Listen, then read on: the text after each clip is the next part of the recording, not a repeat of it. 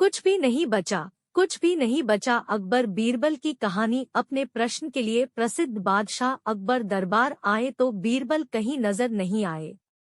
उन्होंने दरबारियों से पूछा, बताओ 27 में से 9 गए तो क्या बचा रहे? दरबारी मन ही मन दर्शन शास्त्र के बादशाह यह क्या पूछ रहे हैं?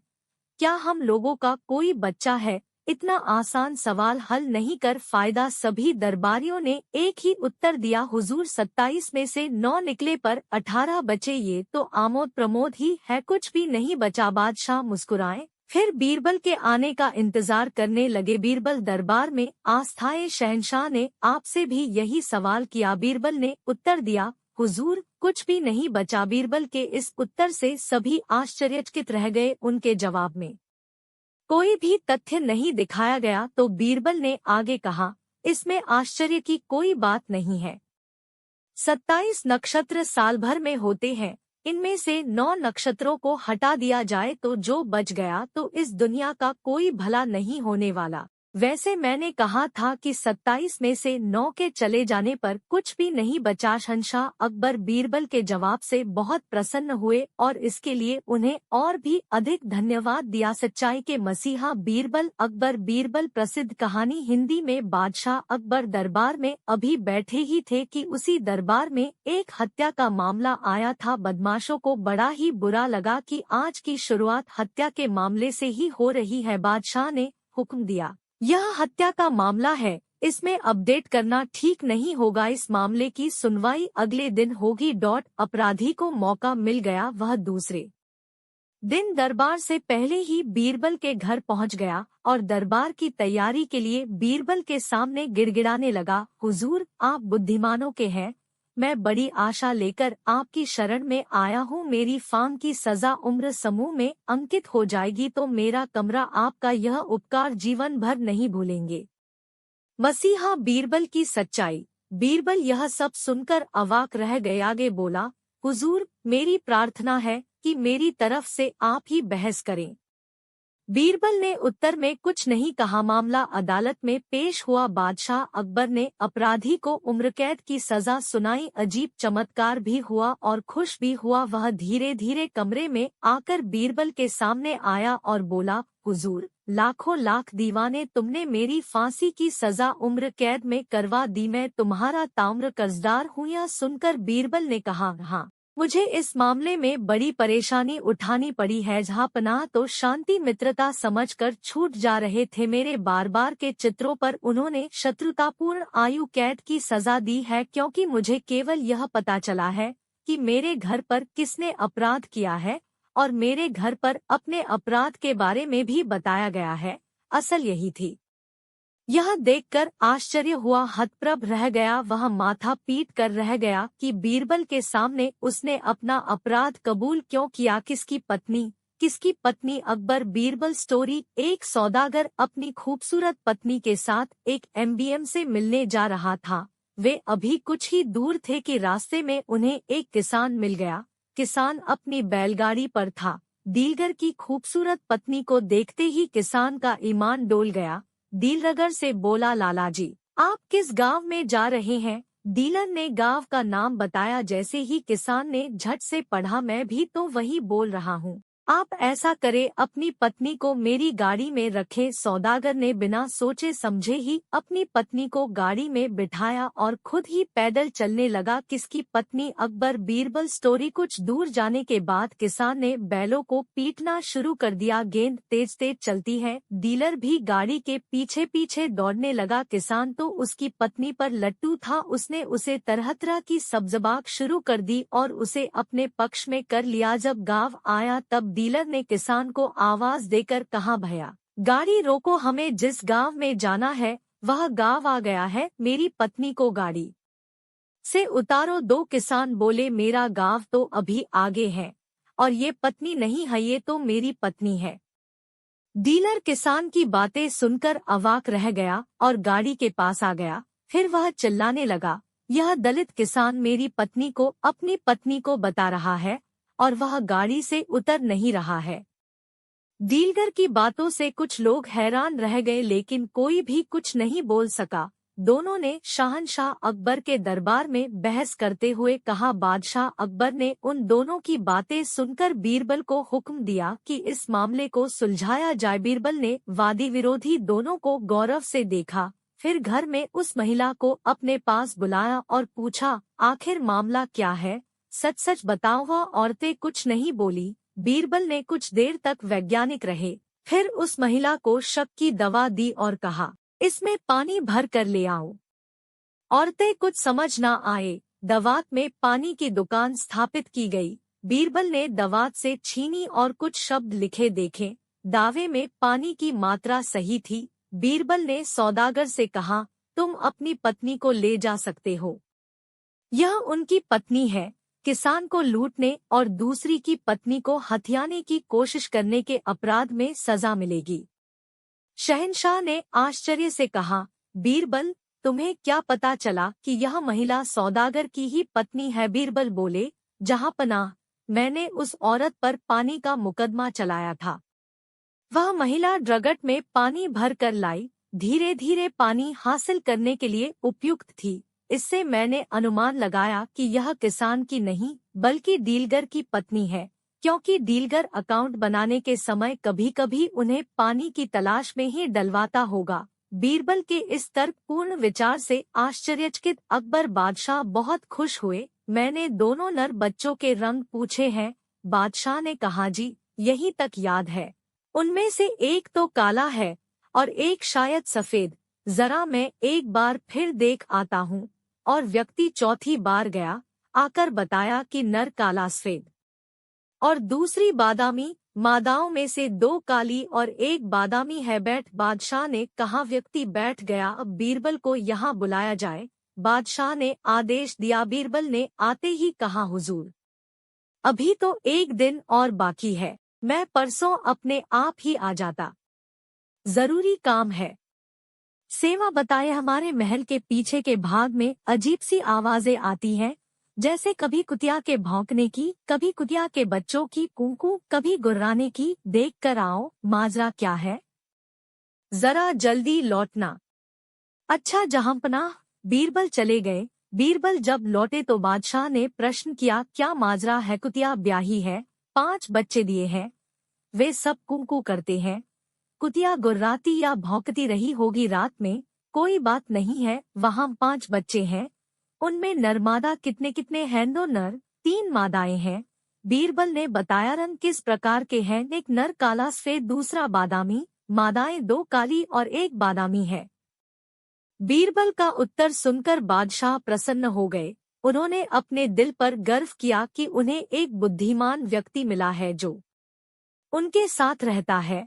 अपनी प्रसन्नता दबाए हुए बोले, अब तुम लोग समझ गए होंगे कि तुम में और बीरबल में क्या फर्क है। क्यों श्रीमान जी? व्यक्ति का सिर झुक गया। जिस काम को वह 4 बार में कर सका था और 2.5 घंटा लगाया था, उसे बीरबल ने एक ही बार में केवल आधे घंटे में कर दिया था। वह समझ गया कि उनमें और बीरबल में क्या फर्क है। बीरबल ने जो मान पाया है, अपनी योग्यता के बल पर पाया है। जोरू का भाई एक बार बादशाह सलामत हरम में अपनी बेगम के साथ बैठे हुए प्यार मोहब्बत की बातें कर रहे थे। इतने में एक कनीज ने आकर बादशाह को झुककर सलाम किया और निहायत अदब के साथ फरमाया, अलीजा, आपके साले साहब तशरीफ लाए हुए हैं। बादशाह ने कनीज से पूछा, यहीं पर भेज दो। फिर बेगम की तरफ मुखातिब होकर बोले, बेगम, तुमने सुना है, सारी खुदाई एक तरफ, जोरू का भाई एक तरफ। बेगम भला कब चुप रहने वाली थी, बोली, जहांपनाह, आप भूल रहे हैं, आपने दूसरा फिक्रा गलत इस्तेमाल किया है। बादशाह ने कहा, अच्छा तो अब सही सुना दो। तब बेगम ने जवाब दिया, सारी खुदाई एक तरफ और दूल्हे का भाई एक तरफ। बादशाह बेगम की बात सुनकर हंसे। इतने ही में उनका साला अंदर आ गया और सलाम करके एक तरफ खड़ा हो गया। तब बादशाह ने कहा, साले साहब तशरीफ रखिए। साले साहब सामने की कोच पर बैठ गए। तब बादशाह ने पूछा, कहिए कैसे तकलीफ की, क्या बेगम को लिवाने आए हैं? साले साहब ने जवाब दिया, अलीजा, मैं लिवाने नहीं आया, एक अर्ज करने आया हूँ। बादशाह ने कहा, फरमाइए, तहे दिल से आपकी अर्ज पर गौर किया जाएगा। यह सुनकर साले साहब ने अंदर ही अंदर खुश होकर कहा, एक मर्तबा हुजूर ने फरमाया था कि अगर बीरबल की काबिलियत का कोई मुसलमान हो तो हम बीरबल की जगह उसे दे सकते हैं। बादशाह ने कहा, बेशक। साले साहब ने जवाब दिया, जहांपना, मेरी परीक्षा ले ली जाए और अगर मैं परीक्षा में ठीक साबित हो गया तो मेरा चुनाव उस जगह पर किया जाए। बादशाह अपने साले की बात सुनकर एक बार तो थोड़ा हंसे, फिर बेगम की तरफ देखते हुए बोले, साले साहब, अगर आप परीक्षा में खरे उतरे तो यकीन मानिए हम आपको वजीर बना देंगे। उसी समय बादशाह ने अपनी कनीज को कोयले की डाली ले आने का हुक्म फरमाया। वह कनीज कोयले की डली को एक निहायत ही खूबसूरत रकाबी में रखकर बादशाह के सामने हाजिर हो गई। तब बादशाह उस कोयले की डली को अपने साले साहब को देते हुए बोले, साले साहब, अगर आप 3 दिन के अंदर अंदर इस कोयले को 10,000 जोरू का भाई। एक बार बादशाह सलामत हरम में अपनी बेगम के साथ बैठे हुए प्यार मोहब्बत की बातें कर रहे थे। इतने में एक कनीज ने आकर बादशाह को झुककर सलाम किया और निहायत अदब के साथ फरमाया, अलीजा, आपके साले साहब तशरीफ लाए हुए हैं। बादशाह ने कनीज से पूछा, यहीं पर भेज दो।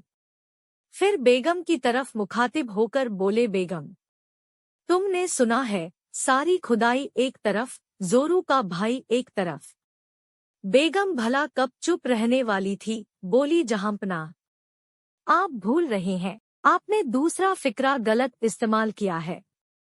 बादशाह ने कहा, अच्छा तो अब सही सुना दो। तब बेगम ने जवाब दिया, सारी खुदाई एक तरफ और दूल्हे का भाई एक तरफ। बादशाह बेगम की बात सुनकर हंसे। इतने ही में उनका साला अंदर आ गया और सलाम करके एक तरफ खड़ा हो गया।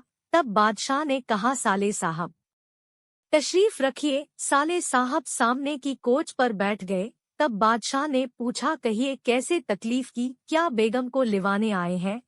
साले साहब ने जवाब दिया, अलीजा, मैं लिवाने नहीं आया, एक अर्ज करने आया हूँ। बादशाह ने कहा, फरमाइए, तहे दिल से आपकी अर्ज पर गौर किया जाएगा।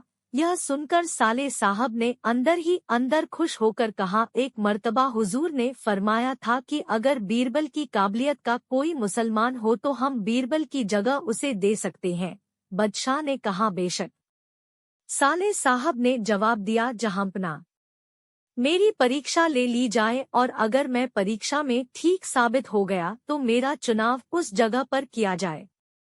बादशाह अपने साले की बात सुनकर एक बार तो थोड़ा हंसे, फिर बेगम की तरफ देखते हुए बोले, साले साहब, अगर आप परीक्षा में खरे उतरे तो यकीन मानिए हम आपको वजीर रुपए में बेच आओगे तो हम आपको बीरबल से होशियार समझेंगे। यही आपकी परीक्षा होगी। बादशाह की बात सुनकर साले साहब के पांवों से जमीन खिसकने लगी। वह बेहद अफसोस के मारे घर आ पड़े और मन नहीं मन कहने लगे, या अल्लाह, इस कोयले का तो कोई एक पैसा भी न देगा। भला यह 10,000 रुपए में कैसे बिक सकता है? मैं इस परीक्षा को कैसे पूरा करूं? बादशाह ने बीरबल को अपने से जुदा न करने के लिए मुझ पर भारी जुल्म किया है। या खुदा, वजीर आजम बन ही नहीं सकता। बीरबल भी तो इस कोयले के 10,000 रुपए नहीं ला सकता। क्यों न मैं बादशाह से इस बात को कहूँ। इस प्रकार सोच विचार करते हुए तीसरे दिन बादशाह के सामने रोनी सी सूरत में बोले, हुजूर, गुस्ताखी माफ। इस कोयले के 10,000 रुपए कोई नहीं दे सकता, यह तो एक पैसे का भी नहीं। तब बादशाह ने हंसते हुए कहा, घबराने की कोई बात नहीं, आप दरबार में तशरीफ लाइए। आका साले साहब दरबार में पहुँचे। तभी दरबारी उनको निहायत सुस्त देख उनकी सुस्ती का सबब पूछने लगे। साले साहब ने अपना सिर चकराने का बहाना किया। अकबर बीरबल की नोकझोंक चलती ही रहती थी। बादशाह को हंसीमजाक से बड़ा प्रेम था। इसी कारण बात बात में उनमें और बीरबल में हंसी के प्रसंग छिड़ जाया करते थे। हंसीमजाक में अकबर बादशाह क्रोधित भी हो जाते थे, किंतु बीरबल कभी क्रोधित नहीं होते थे। इस बात को मन में विचार कर बादशाह ने बीरबल को क्रोधित करने की नई युक्ति निकाली और बोले, बीरबल गाय रांधत। उत्तर में बीरबल ने कहा, बादशाह शुक्र खाए। बादशाह की बात से बीरबल तो क्रोधित न हुए, पर बीरबल की बात से बादशाह क्रोधित अवश्य हो गए। वह भड़कर बोले, तुम मुझे मजाक के बहाने शुक्र खिलाते हो, हुजूर आप भी तो मुझे गाय खिलाते हो। बादशाह अपने वाक्य का अर्थ बदलकर बोले, हमने तुम्हें रांधते वक्त गाने को कहा था। तत्काल बीरबल ने भी प्रत्युत्तर में कहा, आलम्पना, मैंने भला शुक्र खाने को कब कहा, तो फिर मैं तो कह रहा था बादशाह शुक्र खाए, अर्थात आपने तोता रखा हुआ है, सिर्फ समझ का ही हेरफेर है, आप बिना अर्थ समझे अकारण क्रोधित होते हैं। बादशाह निरुत्तर हो गए। इसी समय बादशाह दरबार में तशरीफ जाए दरबार के जरूरी मामलातों से खाली होकर बादशाह ने अपने साले साहब की तरफ देखा। तब इशारा समझकर साले साहब ने दरबार में एक विशेष दरबारी को वह कोयले की डाली को देकर बादशाह के सामने पेश करने को कहा। वह विशेष दरबारी उस कोयले की डाली को लेकर बादशाह के सामने ले गया और पेश कर दी। बादशाह वह कोयले की डाली बीरबल को दिखाते हुए बोले, बीरबल तुम इस कोयले को कितने दाम में बेच सकते हो? बीरबल बोले, जितने में आप कहें हुजूर, उतने ही में बेच दूं। बीरबल ने उससे कहा, मैं इसे 10,000 रुपए में बेचना चाहता हूँ। बीरबल ने जो हुक्म कहकर वह डाली ले ली। तब बादशाह बोले, बीरबल आपको हमें यह सबूत देना होगा कि फना जगह इसको बेचा है। बीरबल ने यह भी मंजूर किया और अपने स्थान पर बैठ गए। दरबार से आकर बीरबल ने एक दर्जी को काली मखमल का ढीला कुर्ता पाजामा और टोपी सीने का आदेश दिया। फिर कोयले की डाली को काफी बारीक पिसवाया।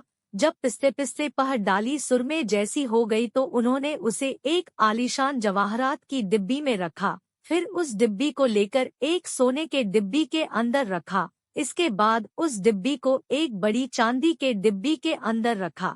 इस प्रकार इस डिब्बी को उन्होंने 7 धातुओं की डिब्बियों के अंदर रख लिया। तब डिब्बे को भी एक चमड़े की पेटी में रख लिया।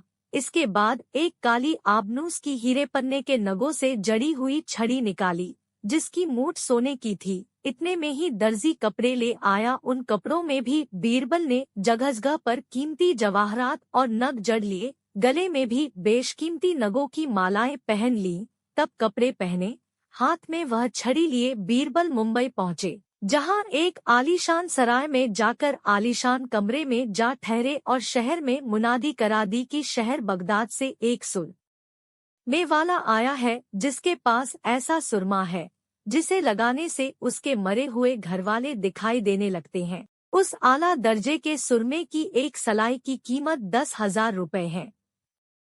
यह मुनादी सुनकर शहर भर में तहलका मच गया। हर आदमी अपने मरे हुए को देखने का ख्वाहिशमंद था, लेकिन सुरमे की कीमत सुनकर सबकी अक्ल खराब थी। उड़ते उड़ते यह खबर एक मारवाड़ी सेठ तक पहुंची। उस सेठ ने नौकर को सुरमे वाले को लिवाने सराय में भेजा। नौकर ने सराय में पहुंचकर बीरबल को सेठ जी की फरमाइश बताई। बीरबल खुश होते हुए उस सेठ के पास पहुंचे। रास्ते से ही एक भीड़ उनके साथ हो ली। वहां पहुंचकर नौकर ने बीरबल से हवेली के अंदर चलने को कहा। बीरबल बाले, हम किसी के घर नहीं जाते, आता अपने सेठ को बाहर बुलाइए। नौकर ने सेठ से सारा हाल कह दिया। तब सेठ जी अपने बाग में आ गए। वहीं एक कुर्सी पर बीरबल बैठ गए। लोगों की भारी भीड़ भी वहीं बैठ गई। तब बीरबल ने अपने चमड़े की पेटी खोली, फिर डिब्बी में से डिब्बी निकालने लगे। वहां पहुंचकर नौकर ने बीरबल से हवाली के अंदर चलने को कहा। बीरबल बोले, हम किसी के घर नहीं जाते, आता अपने सेठ को बाहर बुलाइए। नौकर ने सेठ से सारा हाल कह दिया। तब सेठ जी अपने बाग में आ आए। वहीं एक कुर्सी पर बीरबल बैठ गए। लोगों की भारी भीड़ भी वहीं बैठ गई। तब बीरबल ने अपने चमड़े की पेटी खोली, फिर डिब्बी में से डिब्बी निकालने लगे। फिर वह 7वीं जवाहरात की डिब्बी निकाली। सेठ जी तथा सब लोग बीरबल के कीमती लिबास, मालाएं तथा नग देखकर प्रभावित हो गए थे। तब बीरबल ने सेठ जी से कहा, 10,000 रुपए लाइए और देखिए अपने मरे हुओं को। सेठ जी ने 10,000 रुपए की मुहरें मंगवाकर बीरबल को दे दी, जिन्हें बीरबल ने संभाल कर रख लिया। फिर एक सीपी की बनी सलाई निकाली और सुरमे से लपेटकर सेठ की आंखों के पास लाकर बोले, सेठ जी, इस सुरमे की एक और तारीफ यह है कि इससे उसी आदमी को अपने बुजुर्ग दिखाई देते हैं जो अपने माँ बाप से पैदा हो, दोगले से नहीं। यह कहकर बीरबल ने सेठ की आंखों में सलाई लगा दी और बोले, कहो सेठ जी, आपको बुजुर्ग दिखाई दे रहे हैं या नहीं? सेठ जी ने सोचा कि अगर नहीं कहता हूँ तो इतनी बड़ी भीड़ और नौकर चाकरों के सामने दोगला साबित होता हूँ। तब वह बड़े संकोच के साथ बोले, हाँ, मुझे सब दिखाई दे रहे हैं। तब बीरबल ने कहा, अच्छा तो अपना पूरा पता लिखकर मुझे अपने हाथ की सनद दीजिए, जिसमें लिखा हो कि मैंने 10,000 रुपए देकर इस सुरमे को लगाया और मुझे अपने बुजुर्ग दिखाई देने लगे। सेठ ने मजबूरीवश सनद लिख दी। बीरबल लौटकर बादशाह के पास आए। बादशाह पहले तो उन्हें पहचान ही नहीं सके, फिर पहचानकर हंस पड़े। बीरबल ने बादशाह को शुरू से आखिर तक का वृतांत सुनकर सनद दिखा दी, जिसे सुनकर व देखकर सारा खिलखिला उठा। तब बादशाह ने अपने साले साहब से कहा, कहिए साले साहब, बीरबल ने गैर मुमकिन को भी मुमकिन कर दिखाया है कि नहीं। दोस्तों, वीडियो पसंद आए तो प्लीज लाइक सब्सक्राइब करें। धन्यवाद।